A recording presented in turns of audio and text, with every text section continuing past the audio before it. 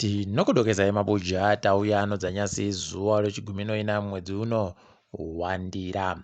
Tiri kutanda kunyepai kuti kwai wanhu wanga waenda kuBudiriro kumba kwamumiriri mudare weparamende Costa Machingautare webato reTriple wasungiwa nemapurisa. Wanhu ava vanosanganisira Amos Chibaya newamwe 25. Paribe zvareketiwa nemapurisa kuti mhosva yavo njei, paribe kana chibodzi. Ipapa zvatozohwadza kwai wamwe wemhuri yaiye Costa Machingauta wakubiwa nemapurisa anomhonya zvokutoti watokuwara wakaendesiwa kuchipatara. Ipapo kare kwai kwaburika kuti wamwe wanga vari kureketa kuti kwange kuchida kukandiwa iwo mweya unokachidza otie gasi pachirungu, zvokutoti paribe agoziva kuti chii chiri kuitika. Ipapa gweta ranga ratumirwa nobato reTriple rakubiwa pokare kwai anonzi kudzai kadzore, pakatoita kunyangara chaipo. Ipapa apa tikaiti kuona kuti zvinenge zvichimbotekaira sei, ticharamba takaisa dziso tichikunyepai.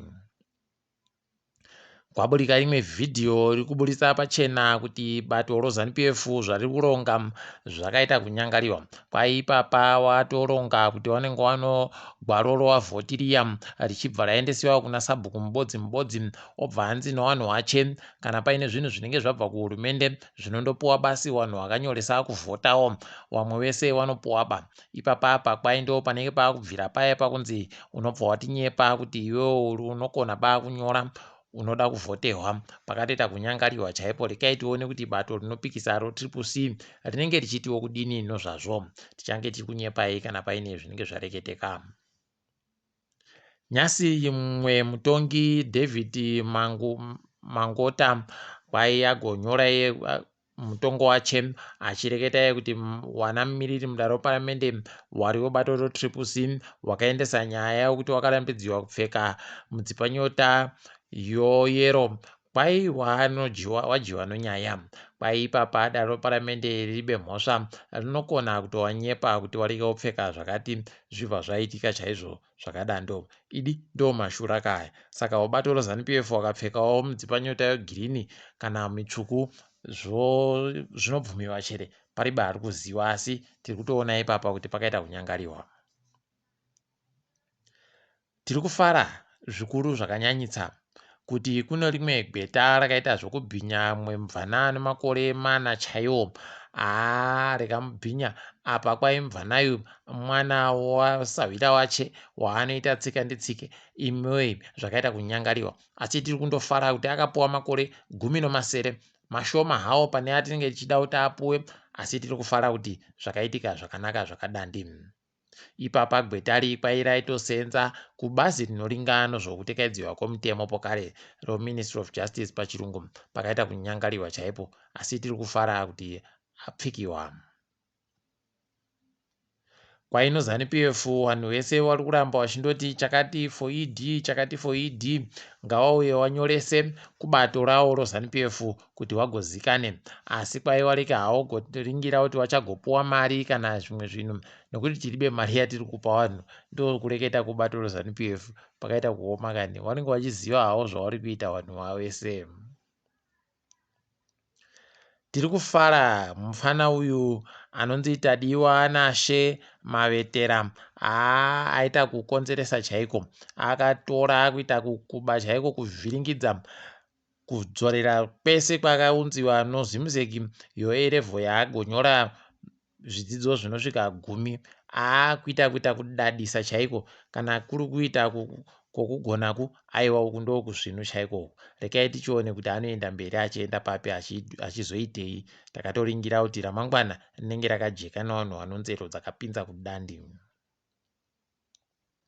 Kambani yoZPC inobika magetsi izvezvi itori pakaita kunyangariwa chaipo, nokutoti kwaiwo Zambezi River Authority wagoipa mari yacho upenzi kuti ibhadhare nonyaya yokuti yagoseenzesa mvura mudhamu roKariba yakawanditsa kudarika mvura yainge yapuwa.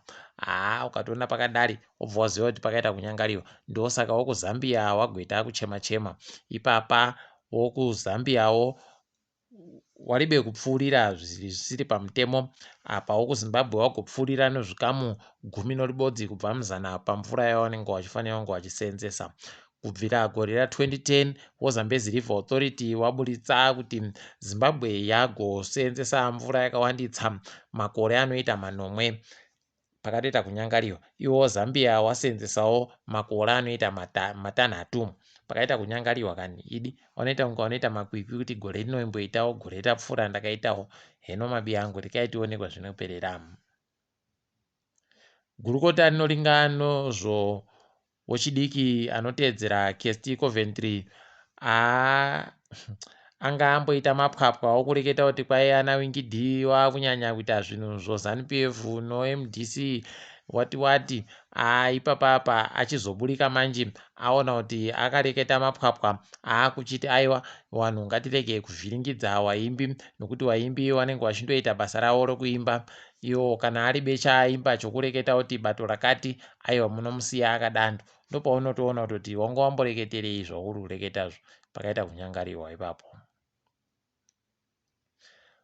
Wokambani inobika chingwa nomabhisikiti yoRobros wagoita ipapa kwai wagodzinga wabasa unoita 400 wanga wari kuratidzira kuti wari kubatiwa bazvisvinhu kwai vamwe wavo wari kutovhiringidziwa chaiko zvokutoti wanenge wachida unzi wararwe nawo zvichindoenda zvakadandando zvakaita kunyangariwa. Asi rekai tione kuti zvinopera sei izvozvi. Tiri kufunga kuti pane zvimwe zvingandoitika. Manga muribe kuzvimbwa asi kwai kuno vamwe watsano wagotenza vana wavo kuti Jesus, mumwe agotenziwa kuti mbuya nehanda, mumwe agotenziwa kuti Mugabe. Unobva waita kupera pawa chaiko uchimbwa mazita akadari. Rekai tionei kuti wapwerewo wachazoreka kwayachinja chere kana wakura wegani. Kwai anonzi mbuya nehandayu achindoita kuona icho chiumbiwa chamunehanda muHararemu anobva aita kuita kufara chaiko akatambidziwa kamari kano nehandaka anobva aita kuita kupembera chaiko ndipo unotoona kuti zvakaita kuoma. Rekai tione kwainoperera. Nyika yeZimbabwe mutambo wekiriketi yajiwa pokare noIreland nyasi. Nozuro marimwe zuro runa yakahwina nyasi yajiwa. Heno kuti mangwana ichaita sei tandomirira kuti tione. Tiri kufara kuti kwai kune mumwe muZimbabwe kuda kwashecha denga ariko kuAmerica ko anoita zvokudauka dauka zviya kwai ipapa adauka masentimita anoita 220 anonhanhatu kuAmerica ko. Tiri kuramba tichizvitenda kwai muZimbabwe paribe mumwe munhu akambodauka zvokusvika ipapa. Izvi zvakanaka zvisvinu izvi dai zvatoenderera mberi idi. Rekai tigoringa kuti zvinenge zvipera sei. Tiringedzo pasi rese. KuSouth Africa izvezvi waRamaphosa wari mushishi kuvhiringidziwa nevanhu vavo nokuti vanhu vavo vari kuvhiringika nokuenda kuri kuita magetsi. Wari becha wagoreketa kuti wachazvipedza sei kana kuti wari kumbodii, wari kundoti tiri kunadzirisa asi chokwadi chaicho pari becha wari kuita. Rekai tionei kwezvinoperera. KuBoksburg kuya kwakaita kugwarashiwa kwakaputika bhambo riya romwe yavo LPG kwaita izvezvi wanhu wapfa pakuputikako wasvika 40 chaiwo. Idi zvinoita kuhwadza. Ipapa pakaita kunyangariwa chaipo. Iyi ngozi yakadari inodaba kuti ibenhuke pokare mumakore akawanda anoteera. Kunyika yeBenin bato rinopikisa ikweyo rakona kuboya zvigaro 29 mudanho reparamende pazvigaro 100. Aiwa tiri kuvatenda, tiri kuvarwera manja. Rekai tione kuti vanoita zvinhu chere. KuEthiopia kwai kune vamwe vari kutsvakiwa zvakanyanyitsa wakatiza mujere nokutoti wakamwaya wana gadhijeriwo wakamwaiwa kwai mhiripiri yakakuyiwa mumadziso wakabva watadza kana kusaya zvokuita. Wabi yangu zvakaita kuoma. Unoita kusaya kuti wanga waiboyepi mhiripiriyo kusvikira wabva watotiza ipapo ndipo unotoona kuti zvakaita kuoma chaiko.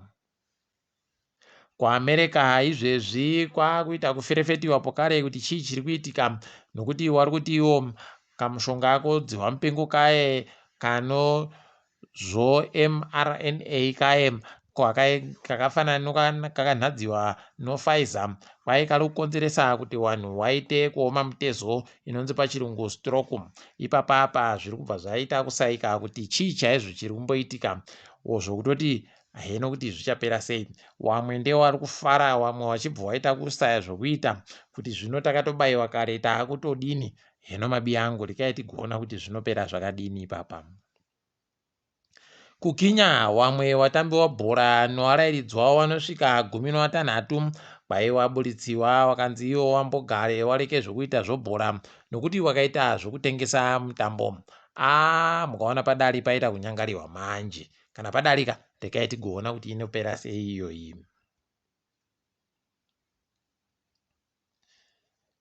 Mazvionera nyasi Manchester yakatsvuka kuita piriviri. Kureketa kwanyasi, aiwa Manchester United yaratidza kuti yabenhuka apo kare paye pokuti inenge ichita tunodadisa, inenge ichita zvokumwisa mvura zvakaita kamufana Rashford kabva kaita kuita kudadisa chaiko. Izvezvi kagoedza mutambo inosvika pfumbamwe chaiyo yakateedzana paribe kumira. Rekai tione kuti mutambo uri kuteera anenge achiita sei. Tahwina chitamba noManchester City.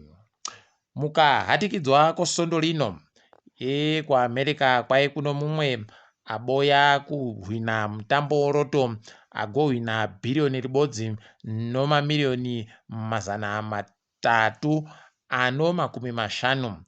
$1.35 billion. Zvachembi yedu zvache ai.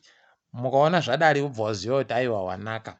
Mukaona zvadari unenge waita kunota chaiko, ndo kunota kwakareketiwa novakuru kavo. Rekai hedu tidifamire pano mabuja. Ndini wenyu Mhanduwe WeNhau.